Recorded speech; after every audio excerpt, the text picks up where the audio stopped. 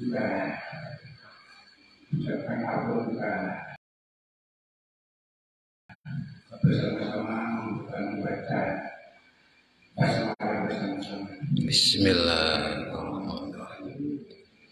Dan kami sampaikan pada hari ini sebetulnya disuruh Ustaz Kusmo, tapi beliau berhalangan karena mengisi acara di halaman semuanya.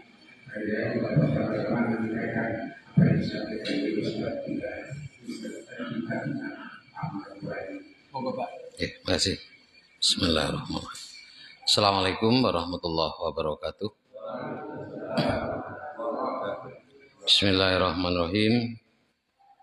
Alhamdulillahilladzi faddala bani Adam bil ilmi wal amali ala jamil alam. Wassalatu wassalamu ala Muhammadin sayyidil arabi wal ajam wa ala alihi wa sahbihi ulumil hikam amma ba'du. Bapak-bapak, ibu-ibu, saudara-saudara jamaah sholat subuh Masjid Al-Ikhwan yang dirahmati Allah, patut kita bersyukur kepada Allah karena hari ini kita termasuk yang diberi kesehatan, dan di antara yang sehat ini kita termasuk yang beriman, ya. Dan keimanan yang ada pada diri kita hari ini kita tunjukkan dengan amal soleh. Semoga amal soleh yang kita laksanakan ini menjadi wasilah datangnya ridho dan surganya Allah Subhanahu wa Ta'ala. Amin ya Rabbal Alamin. Ini saya ingin sampaikan tentang fitnah harta. Rujukannya nanti kita akan lihat dari surat Al-Kahfi, ya.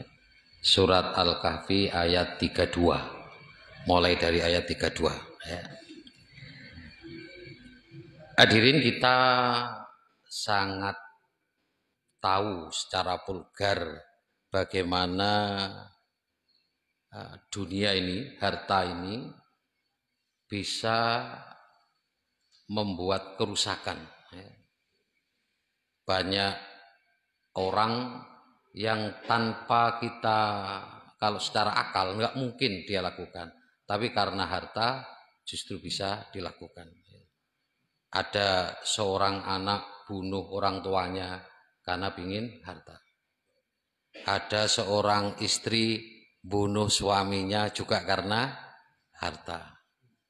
Ada suami bunuh istri juga karena harta. Banyak yang sebenarnya mereka harus saling mengasihi, ya. Tapi karena harta ini kemudian menjadi seperti itu. Allah kasih gambaran di surat Al-Kahfi ayat 32. Ada dua orang laki-laki. Satunya beriman, satunya kafir. Nah, saya tidak pakai non beriman gitu ya. Tapi satunya beriman, satunya kafir, ya. Terus terang memang kafir gitu ya. Pilihannya kan gitu, beriman atau kafir. Kafaro itu menutupi keimanan kan, kafir itu.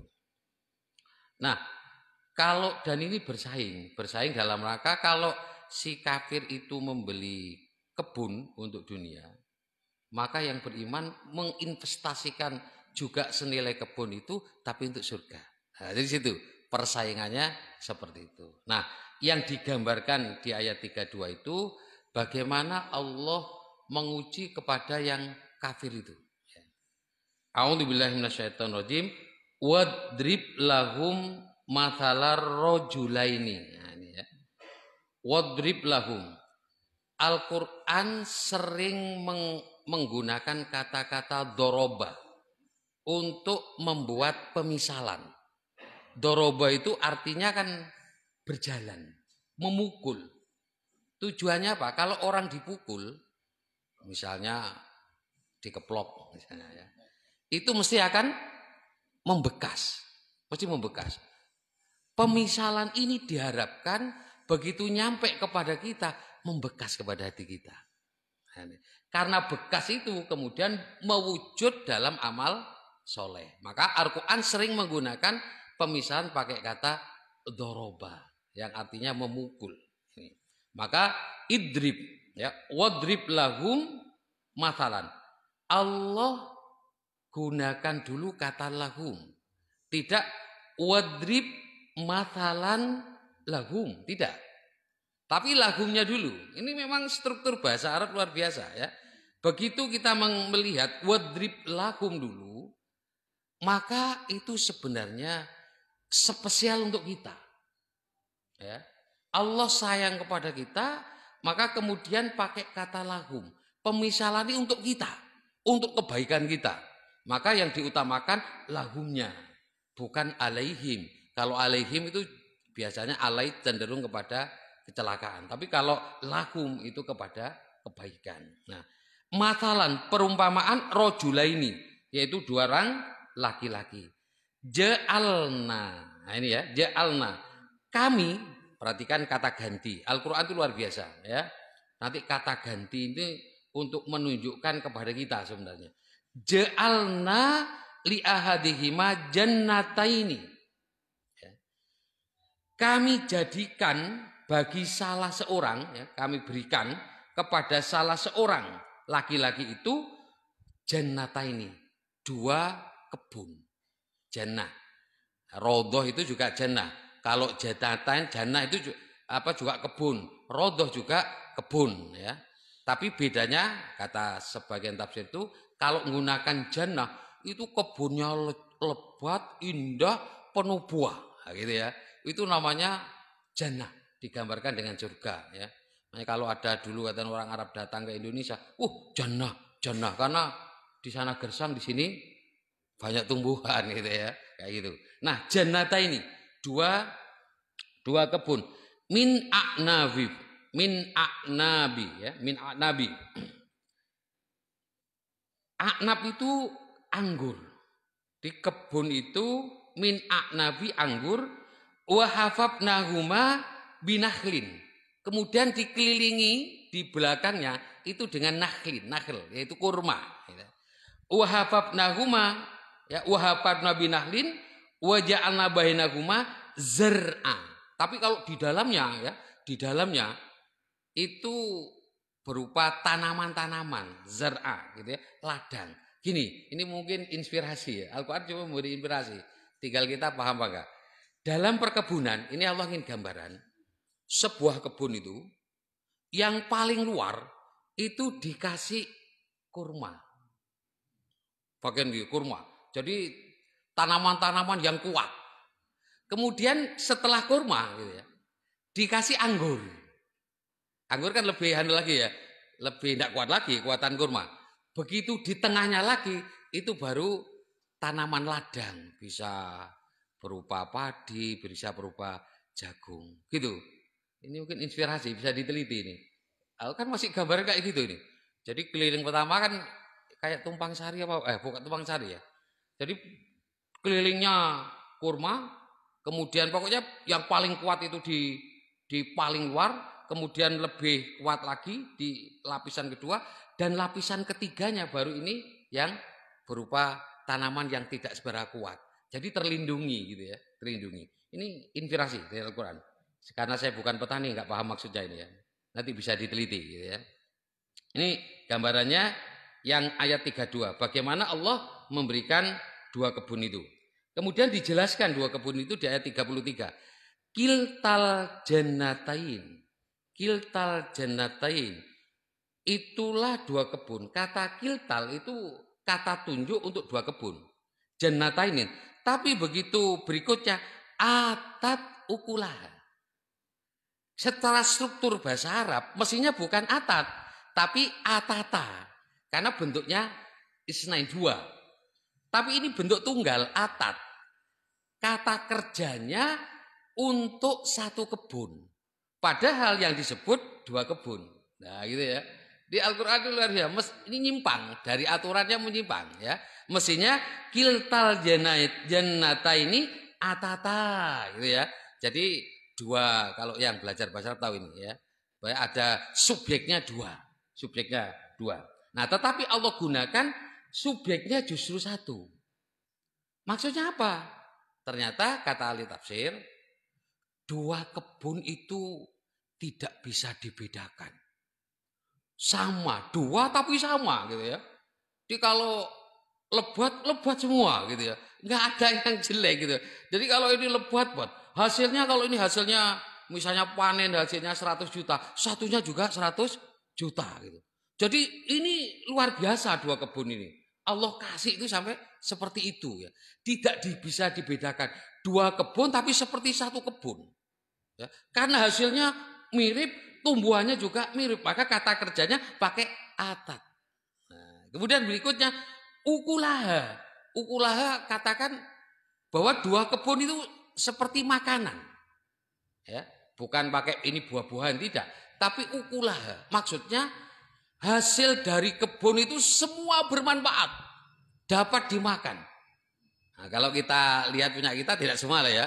Kalau kita punya penghasilan tidak semua bisa dimakan. Mesti ono sing bongkeng, ono sing rusak.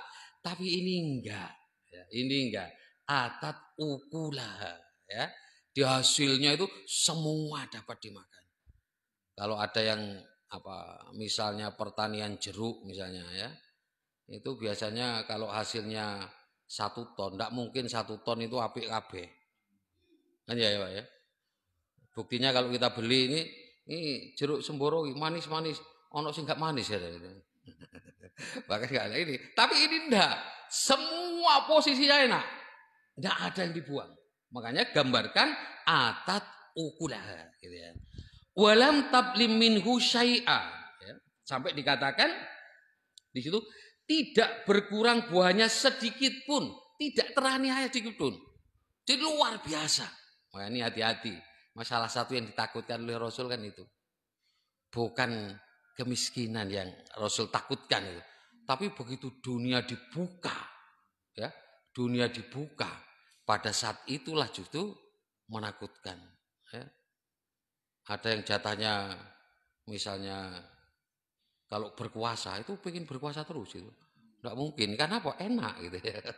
Terus pengen ya apa caranya bisa berkuasa kayak gitu. Namanya apa? Namanya kekuasaan, harta ya, yang ditakutkan kayak itu.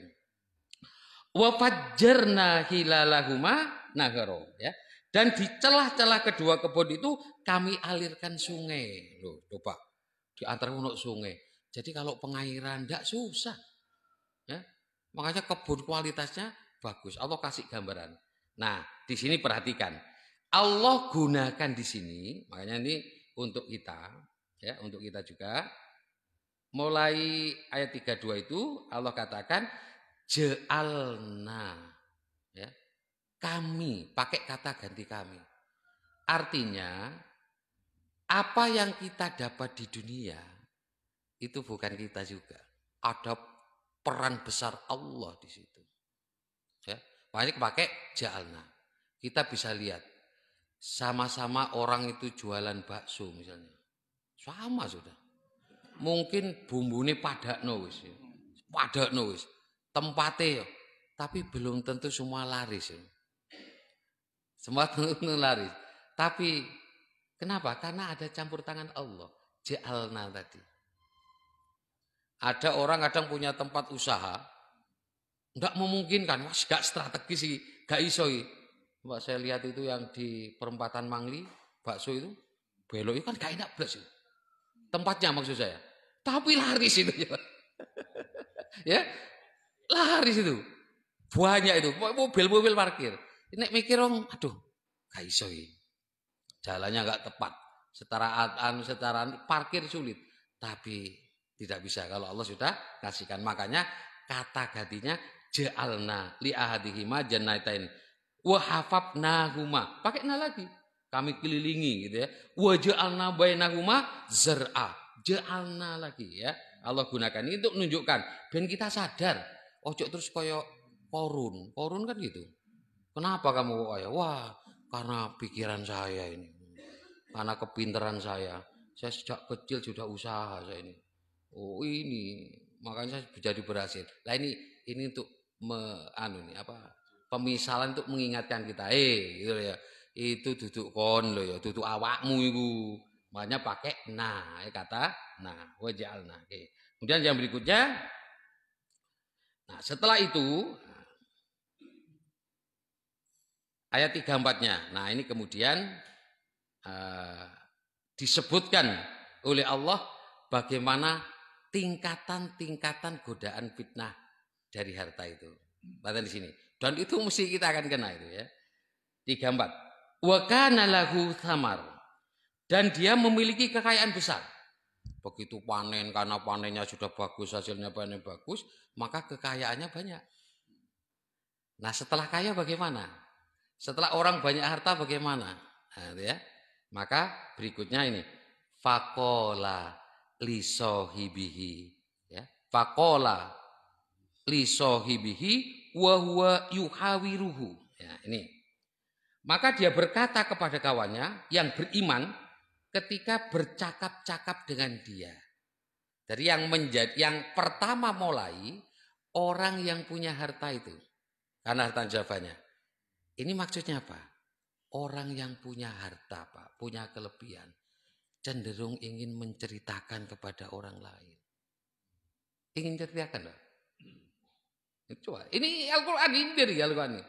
Kadang misalnya anak kita sukses kabeh. Anak sampai neng di, ya, sebenarnya tanya anaknya, sebenarnya ingin menceritakan anaknya sebenarnya. Anak sampai kelas piro saiki sing pertama, nah misalnya ya. Nek anakku ning Timur Tengah saiki. Wah, ini cenderung ingin cerita ini sebenarnya. Tapi pakai itu. Nah, ini godaan kepada kita. Ya, godaan kepada kita. Sampean kerja pirang tahun di sana? Oh, iku tahun piro mobil sampean? Wah, misalnya ya. Aku alhamdulillah, aku iso tuku Pajero aku. Wah, sebenarnya ingin cerita ini sebenarnya. Tapi dia pakai itu dan itu cenderung ke sana. Ya. Coba kita introspeksi diri. Kita mesti akan tergoda pertama oleh ini, ya. Akan menceritakan karena kesenangan. Mestinya yang fa amma bi nikmati rabbika fahaddis. Maksudnya bukan diceritakan sebenarnya. Tapi diapakan? Kenikmatan itu dibagi kan itu. Bukan diceritani toh kan itu bukan itu ya. Misalnya anaknya anak saya alhamdulillah baru lulus di sana terus tasakuran. Nah itu namanya wa amma bi nikmati rabbika fahaddis. Ini degradasi yang paling rendah untuk orang yang godaan bagi orang yang punya harta. Ya. Apa? Show of force. Ingin menceritakan. Ya. Ingin menceritakan apa yang dia miliki. Ya. Cerita. Ya. Kalau enggak cerita minimal didui. Kalau ibu-ibu misalnya duwe gelang misalnya ya. Engko rodok diketok-ketokno ngono. Nah, misalnya itu podo ae sebenarnya ya. Ingin ditunjukkan gitu ya. Punya misalnya jilbab ruko sing anyar iku dipakai ditutuhno ya gitu. Nah, kayak gitu. Ini sisi lainnya itu tujuannya yang pertama untuk menunjukkan bahwa dia punya kelebihan. Ini pertama, godaan yang pertama. Kemudian dilanjutkan lihat ini, ana aktsaru minka mala yang pertama, yang kedua tingkatan lebih lagi. Nah, godaan yang berikutnya, kalau tadi Allah mengatakan waja'alna kami, tapi begitu orang itu kaya, dia juga melupakan Allah. Maka kemudian dia bilang ana aktsaru, aku, kata orang ini, aku tidak melibatkan Allah lagi. Ana aktsaru minka mala, aku lebih banyak hartanya dari kamu. Dia bilang kepada sahabatnya tadi itu, ya. Di setelah cerita apa yang dikatakan? Saya, akunya muncul. Maka kalau orang punya harta, kemudian yang muncul ana saya yang miliki, saya yakin cerai orang itu nanti itu. Cerai itu. Betul itu. Ya. Infak. Dele 5.000 diceritakno bolak-balik itu ya. Kenapa? Karena anaknya muncul. Saya. Ya. Kewajiban paling zakat iku apik pisan ya. Ngetokno zakat itu apik ya. Itu kadang zakate yo gak ditokno pisan kadang gitu ya. Kenapa? Karena anak tadi merasa dia pemiliknya. Banyak sudah. Kayak Korun, kayak Fir'aun itu kan anak. Anak rabbukumul a'la. Anak. Kenapa? Karena dia merasa yang sudah Allah tidak terlibat, sudah hilang Allah itu. Korun juga sama saya. Nah ini berikutnya.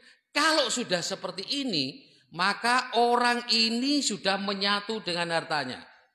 Hilang, dia punya uang 10.000, nah, itu 10 juta, 100 hilang, iso seminggu gak iso turu yuk. Sing hilang 100 ya, padahal uangnya 10 juta gitu ya. Itu luar biasa itu ya. Nah kayak gini, ini monggo ya kita lihat pada diri kita, mudah-mudahan kita tidak sampai ke sini gitu. Sehingga saya lihat kawan-kawan yang tiap hari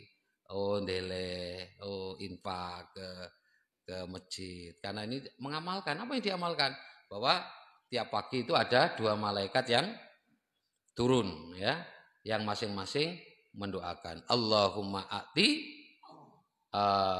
munfikon kholapan ya.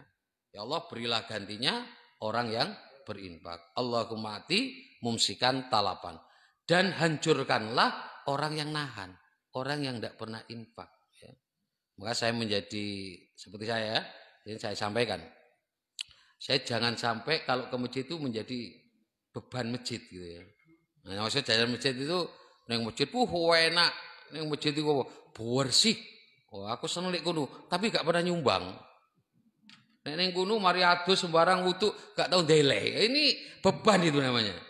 Kita itu minta sumbangan masjid itu ya. Mestinya kita terus tambah resik ya, tak nyumbang aku. Nah, kalau ndek jeding misalnya ndek WC iku 2.000, nek neng masjid 5.000 lah. Ini sekalian tambah. Jadi siapa itu? Ya, kalau kita ke masjid jangan jadi beban. Kalau bisa kita yang ikut mensuplai ya, untuk mensuplai. Nih. Jadi kalau sudah muncul ini anak aksaru, maka orang itu identik dengan hartanya. Harta kemana-mana itu yang jadi dia. Nah, kemudian berikutnya a'azzunafaron. Dia merasa mulia. Kemuliaan itu diukur dengan harta. Dia tuh merasa ke sana sudah. Pertama tadi kan ukurannya, saya harta itu karena saya. Kemudian Buya kikir, bisa ndak mau nyumbang. Tapi berikutnya a'azzunafaron. Dia sudah merasa dirinya itu mulia dengan harta itu. Saat orang seperti itu, nek ketemu wong sak ngisore, aduh opo ini. Iki ndelok sepedae 76 mulai dulu 76 misalnya. Misalnya, ini dia mandang itu harta, status orang itu harta. Maka menghormati orang itu karena statusnya sudah, karena hartanya. Tidak lagi menghormati karena manusianya. Kenapa? Karena dia beranggapan kemuliaan itu terhadap pada harta. Ya. Akan muncul kepada perilaku-perilaku yang seperti itu, gitu ya. Mari kita lihat diri kita. Ya. Kalau perlu diukur, misalnya yang diinfakkan oleh kita, harta kita, itu sekarang sudah berapa persen yang diinfakkan? Selain zakat ya. Kalau zakat jelas. Kalau zakat itu jelas ya, karena kewajiban. Kalau kita sudah nyampe, tidak usah diomongi ya. Kalau zakat kewajiban. Kalau orang bayar zakat itu bukan prestasi. Makanya zaman Abu Bakar diperangi. Kalau nggak bayar zakat, kan itu haknya, bukan haknya diambil. Ya. Nah, kayak gitu. Tapi yang prestasi dari kita itu adalah saat kita mengeluarkan harta kita jadi infak. Kalau pas misalnya kita kaya, pas uang banyak, kita berinfak bagus. Tapi saat kita diuji dalam kondisi miskin, berinfak lagi apa enggak? Kalau enggak, berarti gagal di ujian yang ini. Ya. Mungkin hanya prosentasenya yang berbeda. Ya. Nah ini, mari kita lihat prosentase harta yang kita keluarkan sudah seberapa banyak. Nah, diukur itu. Kalau perlu diukur ya.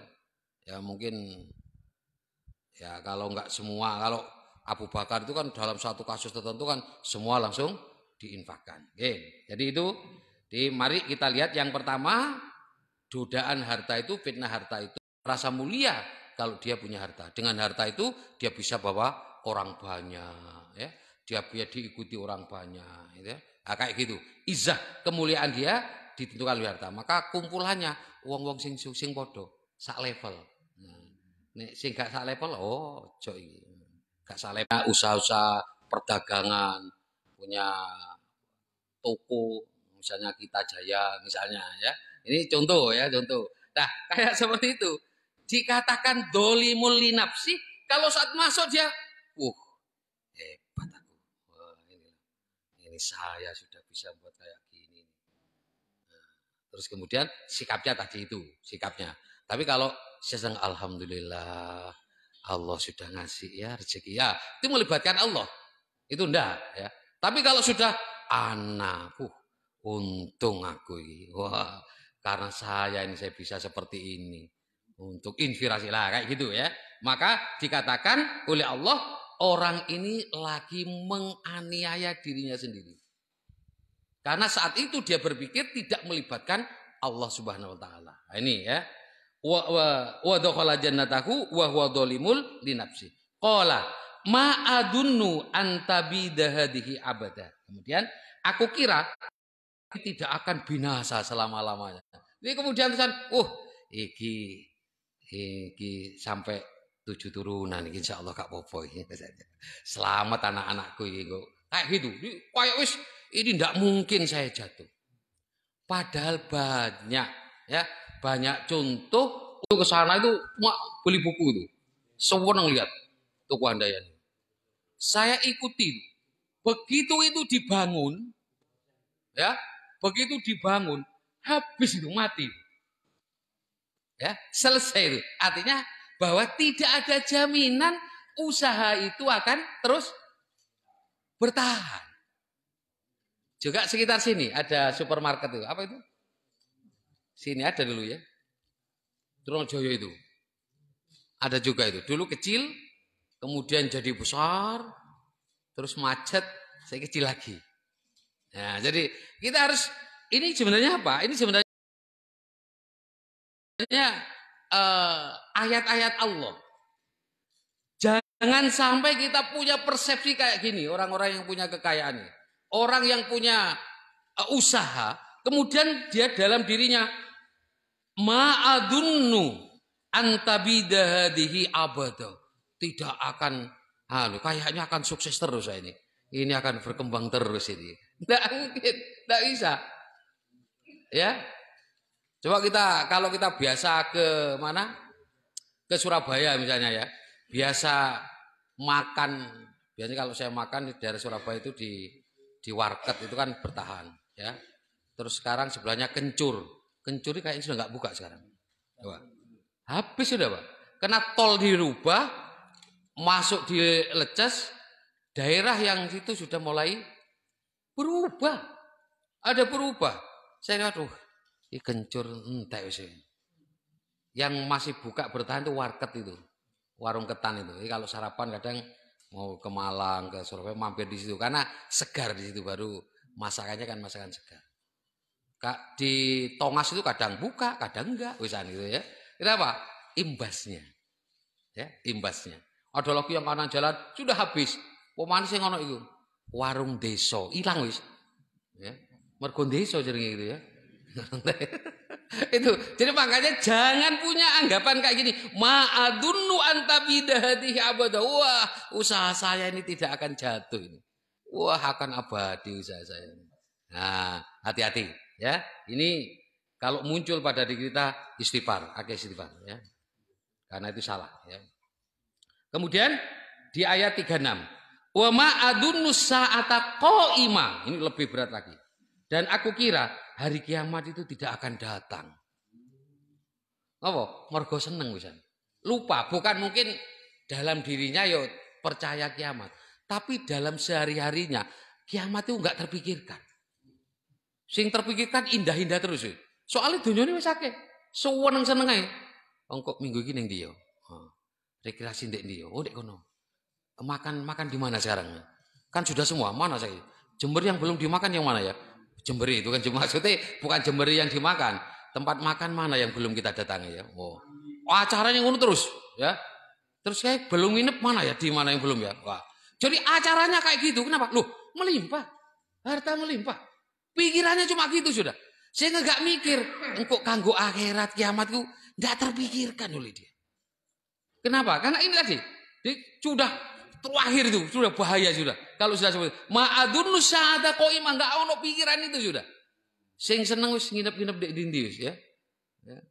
Glonjone ndi ya? Mall sing durung dimasuki ndi ya? Surabaya kok wis mari kabeh. Ada yang sampai ada tempat hotel yang di bawah laut itu ya. Yang harganya semalam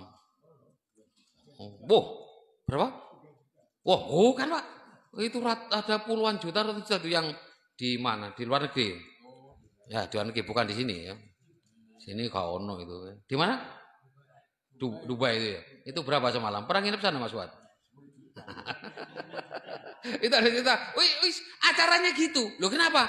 Enggak sakit, uangnya banyak. Uangnya banyak. Ya. Jadi mikir cuma gitu wis. Lali dia. Oh, ya apa nyumbang masjid. Ya apa nyumbang fakir miskin. Gak mikir ya. Tapi yang mikir dia pikir apa? Ya apa menikmati. Harus dinikmati nih ya.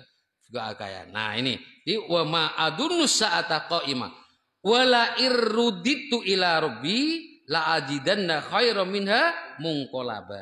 Dan sekiranya aku dikembalikan kepada Tuhanku, pasti aku akan mendapat tempat kembali yang lebih baik daripada ini. Nah, kenapa? Karena dia merasa kemuliaan itu dari harta. Kalau Allah tidak kasih sayang kepada saya, tidak mungkin saya diberi harta kayak gini. Nah, sehingga nanti mesti surga aku, ya, mesti surga misalnya. Duit miliaran nek nyumbang 1.000, gak ada hubungan nih. Gak imbang itu. Dia cari hidup, ya, cari harta sebanyak-banyak. Ya apa hidup enak? Dan tidak dihambur-hamburkan, tapi dikumpul no. Bahkan kalau orang banyak hartanya, nanti mesti masuk surga. Nah, kayak gitu. Dianggapannya saya pernah dengar kayak gitu ya.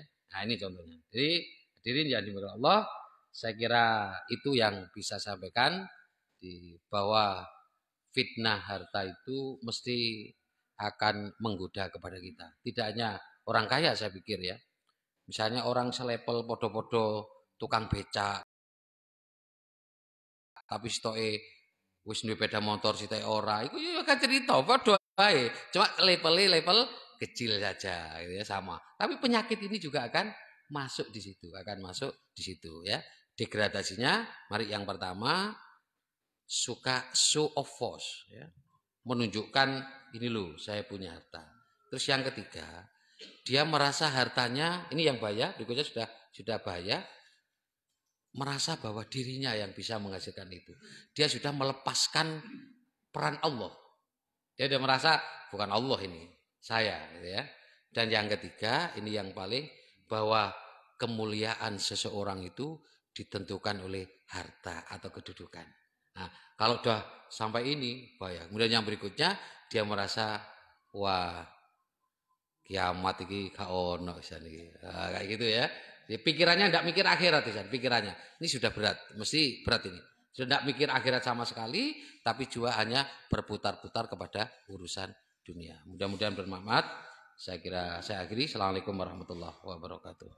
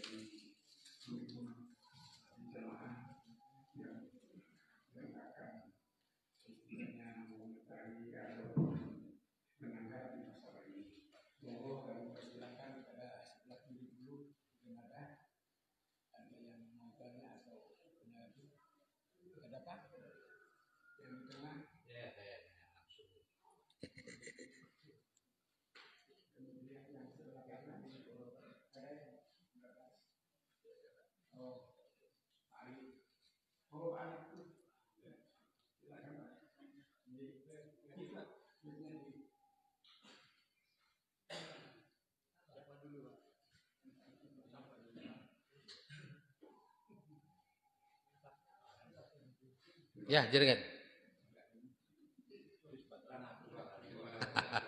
Ustaz, orang itu terlalu banyak itu dulu.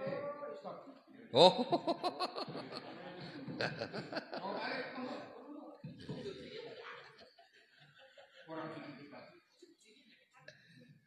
Yang saya tanyakan tidak halal tadi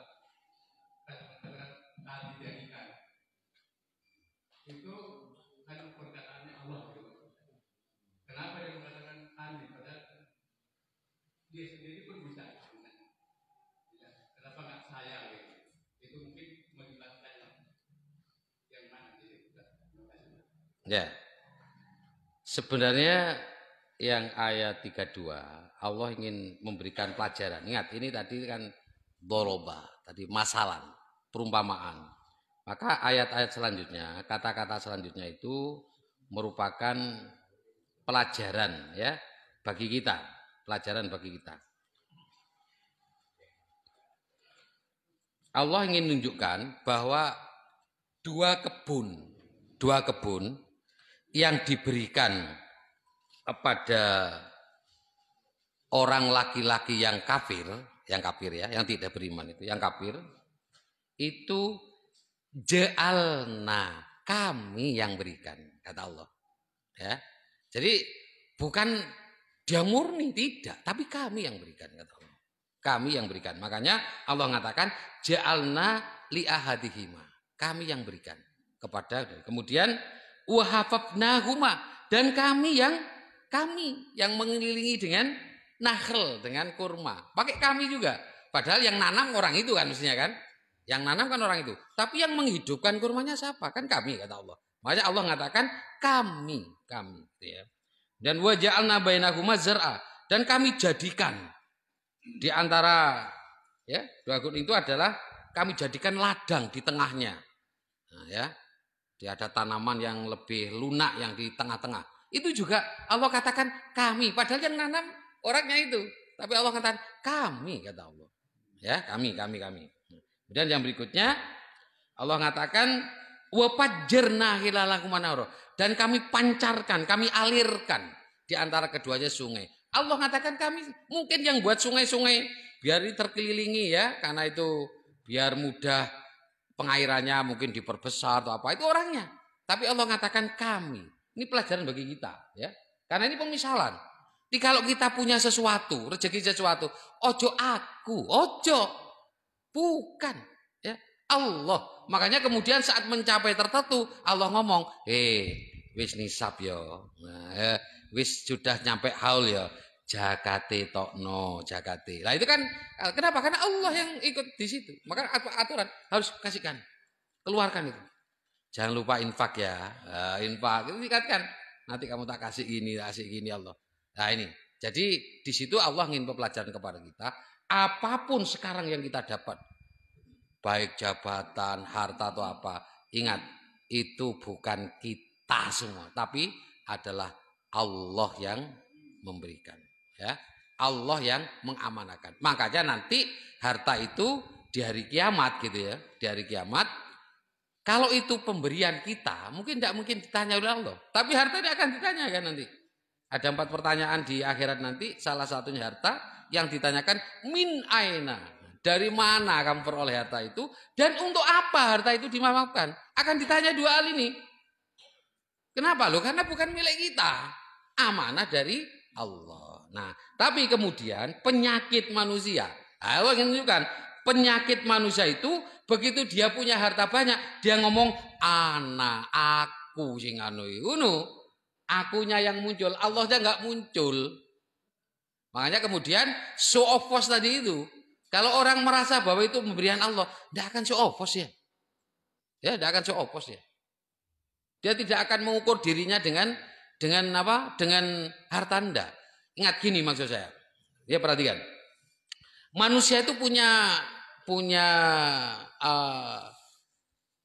semacam identitas. Ya, identitas. Kayak saya misalnya. Guru, itu identitas saya. Kemudian tambahan meneh ustadz, itu tambahan identitas. Ada lagi misalnya, oh saya orang villa misalnya. Itu identitas. Oh saya orang Madura, itu identitas. Ya. Tapi identitas ini hilang di dunia nanti. Identitas yang akan kita bawa di hadapan Allah, identitas amal soleh kita. Yang akan kita bawa. Makanya nanti kalau mau masuk surga, ada pintu puasa, royan. Kenapa? Loh, identitas amal. Ada pintu sholat. Nah, itu mestinya yang kita bawa. Identitas yang kita banggakan, artinya yang harus kita perjuangkan, identitas amal soleh kita. Kenapa? Karena itu nanti yang akan dibawa sampai akhirat. Identitas-identitas di dunia selesai, habis. Kayak saya misalnya, ketua takmir alihwan, itu identitas kecil. 5 tahun, entek mari dulu. Ya. Makanya tidak perlu dijadi ini kebanggaan apa? Bukan, tapi ini amanah. Nah, gitu ya. Makanya yang identitas yang harus kita pertahankan adalah identitas amal soleh. Gitu ya. Oke.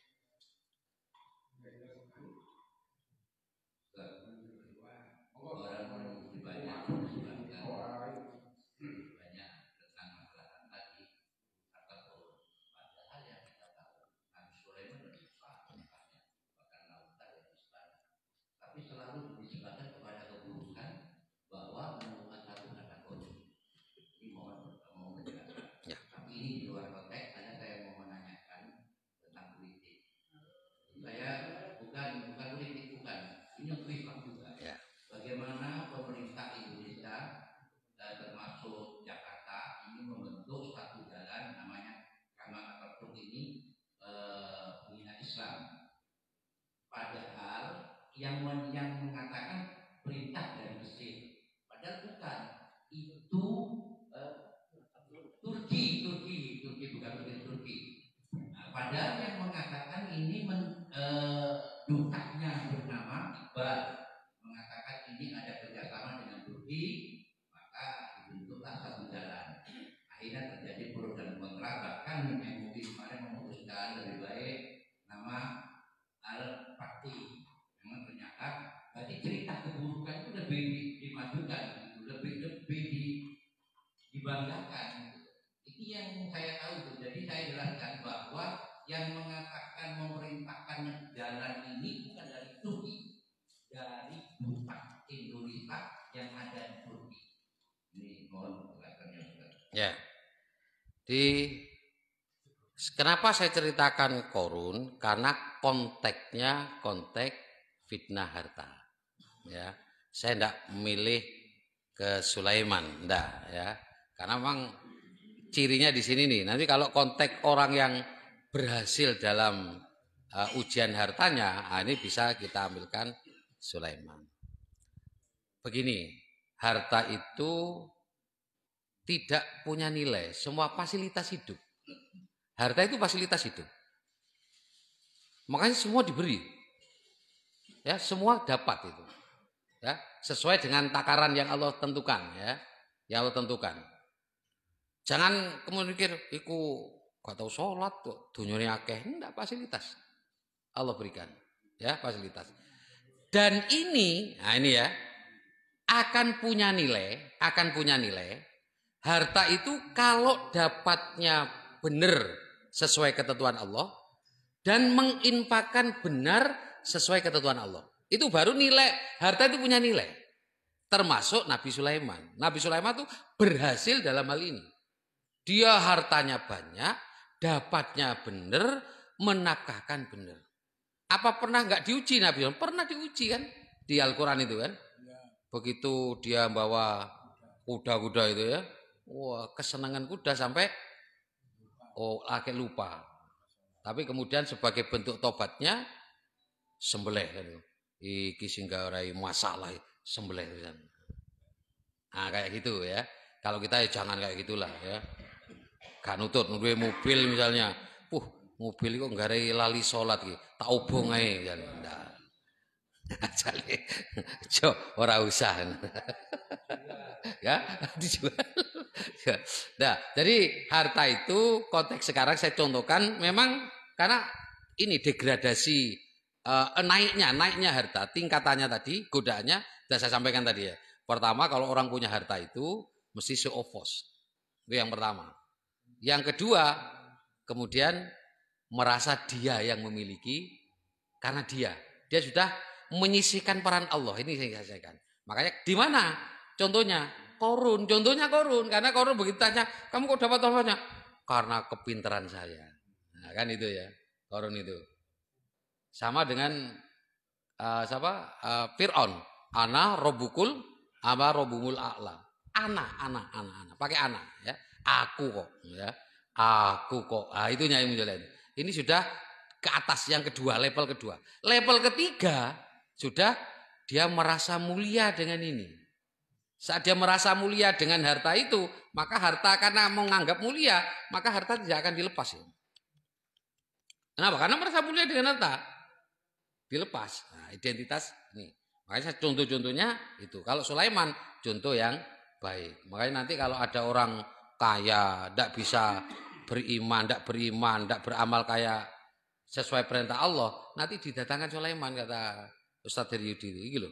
Nabi Sulaiman tidak ada yang sekaya Sulaiman, tidak ada. Ya, yang jadi raja kekuasaannya kayak Sulaiman nggak ada. Sampai jin-jin tunduk. Kalau raja-raja sekarang kan jin dan jun yang tunduk. Bukan jin tapi jin dan jun itu yang cerita kan itu. Kalau ini beneran itu ya, jinnya tunduk gitu ya. Nggak ono angin, kendaraannya pakai angin, Wah. Nggak bisa.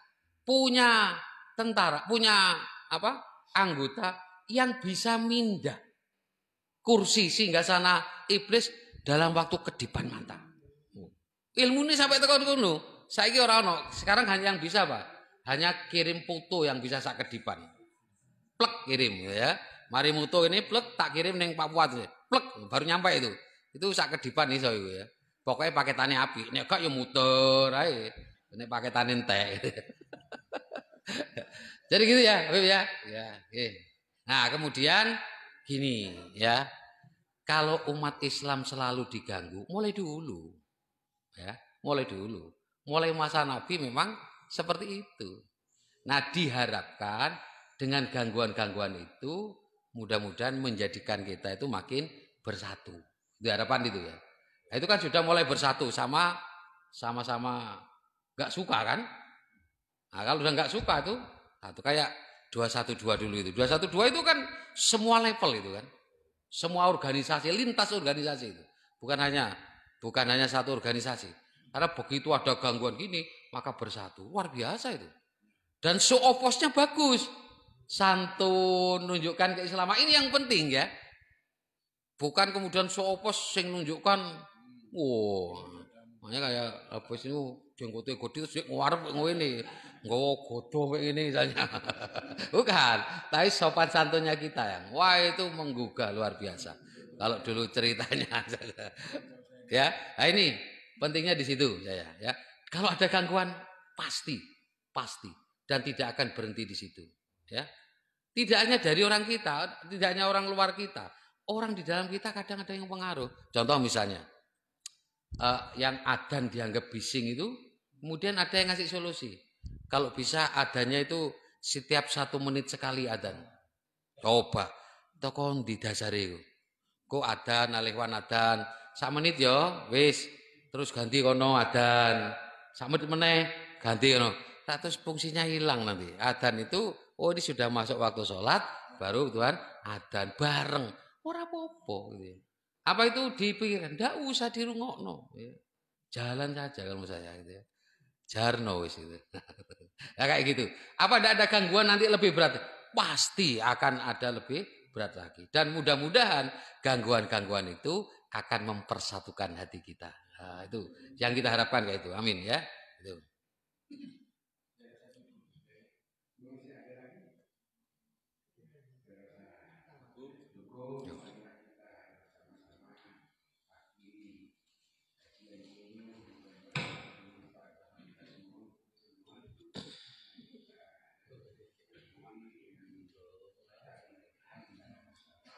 Alhamdulillah.